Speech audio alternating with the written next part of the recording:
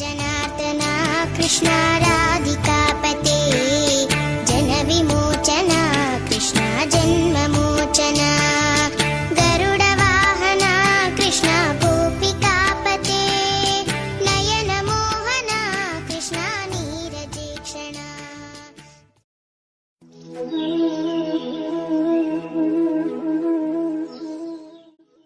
பிரம்மதேவரின் மகன் அத்திரி மகரிஷி. அவர் தன் தந்தையை போன்றே சிறந்த குணங்களை உடையவர். ஒருமுறை அவருடைய கண்களில் இருந்து ஆனந்த கண்ணீர் வெளிப்பட்டது. அந்த கண்ணீரில் இருந்து சந்திரன் தோன்றினான். அவன் அமிர்த சொரூபியாக விளங்கினான். எனவே பிரம்மதேவன் சந்திரனை அந்தணர்களுக்கும் நட்சத்திரங்களுக்கும் அதிபதியாக நியமனம் செய்தார். இதனால் சந்திரன் மிகவும் கர்வமுடையவன் ஆனான். ராஜசூய யாகம் செய்து உலகத்தையும் வெற்றி கொண்டான். எனவே அவனுடைய கர்வம் இன்னும் அதிகமாயிற்று. அதனால் அவன் தன் இஷ்டம் போல செயல்பட தொடங்கினான். அங்கிரஸ் மகரிஷியின் புத்திரர் பிரகஸ்பதி. அவர் தேவர்களுக்கு குருவாக இருந்தார். பிரகஸ்பதிக்கு தாரை என்ற பெயருடைய அழகிய மனைவி ஒருத்தி இருந்தாள். ஒரு நாள் தற்செயலாய் சந்திரன் அவளை கண்டான். அவள் அழகில் மையல் கொண்டான். அவளை தூக்கி கொண்டு சென்று தன்னுடன் வைத்துக் கொண்டான். பிரகஸ்பதி இதனை அறிந்து மிகவும் கோபம் கொண்டார். பலமிக்க சந்திரனை தன்னால் ஒன்றும் செய்ய முடியாது என்பதால் அவர் பலமுறை சந்திரனிடம் சென்று தன்னுடைய மனைவியை ஒப்படைத்து விடும்படி கேட்டார். ஆனால் சந்திரன் வீண் கர்வம் கொண்டு அவளை தர மறுத்துவிட்டான். தம்முடைய குருபத்தினியை அபகரித்த சந்திரன் மேல் தேவர்கள் கோபம் கொண்டனர். சந்திரனிடம் போர் தொடுக்க தொடங்கினர். தேவர்களின் பரம விரோதிகளான அசுரர்கள் சந்திரன் பக்கம் சேர்ந்து கொண்டனர். அசுர குருவான சுக்ராச்சாரியாரும் இந்த இழி செயலுக்கு துணை நின்றார். தேவ அசுரர் போர் கடுமையாக நடைபெற தொடங்கியது. போரில் பல நாசங்கள் ஏற்பட்டன. இதனை கண்ட பிரம்மதேவர் இவ்விஷயத்தில் தலையிட்டார். சந்திரனை அழைத்து கண்டித்தார். பிரகஸ்பதியிடம் தாரையை ஒப்படைக்கும்படி கட்டளையிட்டார். பயம் கொண்ட சந்திரன் தாரையை பிரகஸ்பதியிடம் ஒப்படைத்தான். அத்துடன் அந்த போர் நின்று போயிற்று. பிரகஸ்பதியிடம் ஒப்படைக்கப்பட்ட தாரை அப்பொழுது கர்ப்பிணியாக இருந்தாள்.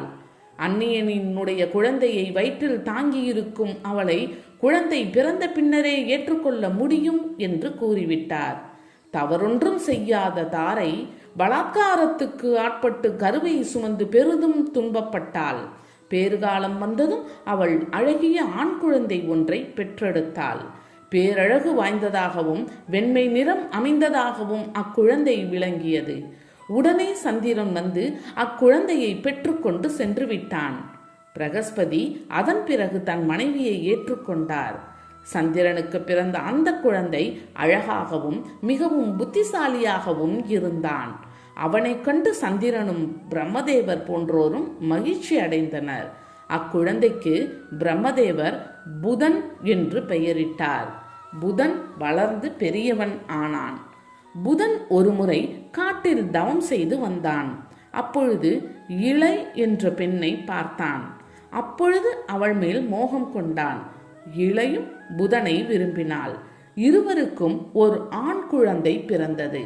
அதற்கு புரூரவஸ் என்ற பெயர் ஏற்பட்டது. புரூரவஸ் வளர்ந்து பெரியவன் ஆனான். மிகவும் அழகுடையவனாயும் நற்குண செயல்களை உடையவனாயும் திகழ்ந்தான். அவனை நாட்டு மக்கள் எல்லோரும் கொண்டாடினர். புரூரவசின் குண விசேஷங்களை நாரத முனிவர் ஒருமுறை பிரம்மதேவரின் அவையில் சொல்லிக் கொண்டிருந்தார். அதனை ஊர்வசி கேட்டாள். அவன் மேல் மையல் கொண்டாள். மிகுந்த தாபம் உடையவளாய் பூலோகம் அடைந்தாள். புரூரவசின் அருகில் சென்றாள். அவனும் அவளை விரும்பினான். அப்பொழுது புரூரவஸ் அவளை பார்த்து, ஊர்வசி, உன்னை நான் திருமணம் செய்து கொள்ள விரும்புகின்றேன். நாம் நீண்ட நாட்கள் அன்பு குறையாமல் வாழலாம் என்று கூறினான். பெரும் தாபத்தோடு ஊர்வசி இருந்தாலும் தேவலோக பெண் என்பதால் நிரந்தரமாய் அங்கு தங்க முடியாத நிலையில் இருந்தாள். எனவே அவனை திருமணம் செய்து கொள்ள நிபந்தனை ஒன்றை விதித்தாள். அவள் தன்னுடன் 2 ஆடுகளை கொண்டு வந்திருந்தாள். அந்த ஆடுகளை காட்டி பேசத் தொடங்கினாள். அன்பிற்கு உரியவரே, உன்னை திருமணம் செய்து கொள்வதில் தடை ஒன்றும் இல்லை. ஆனால் ஒரு நிபந்தனை. இந்த 2 ஆடுகளை நான் என் பிள்ளைகளைப் போல பாவித்து வளர்த்து வருகின்றேன். இந்த ஆடுகள் இனிமேல் உன்னால் பாதுகாத்து வளர்க்கப்பட வேண்டும். நான் நெய்யை மட்டுமே உண்டு வாழ்வேன்.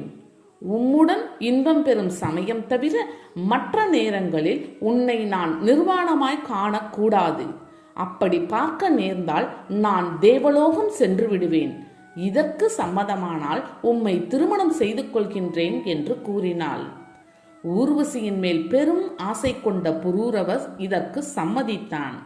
நிபந்தனைக்கு உட்பட்டு அவளை திருமணம் செய்து கொண்டான். அவளுடன் இன்பமாக வாழத் தொடங்கினான். நீண்ட நாட்கள் இன்பமுடன் அவர்கள் வாழ்ந்து வருவதை இந்திரன் அறிந்தான்.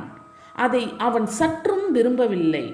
அவளுடைய நாட்டியம் இல்லாமல் இந்திர சபை கலையிழந்து இருந்தது. எனவே சில கந்தர்வர்களை அழைத்து ஊர்வசியை எப்படியேனும் தேவலோகம் கொண்டு வரும்படி கட்டளையிட்டான்.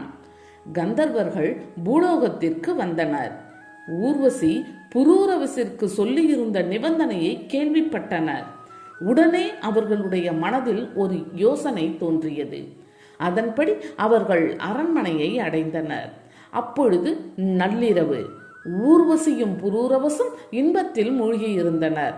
அந்த புறத்தின் ஓரிடத்தில் கட்டப்பட்டிருந்த ஆடுகள் 2ஐயும் கந்தர்வர்கள் கவர்ந்து செல்ல முற்பட்டனர்.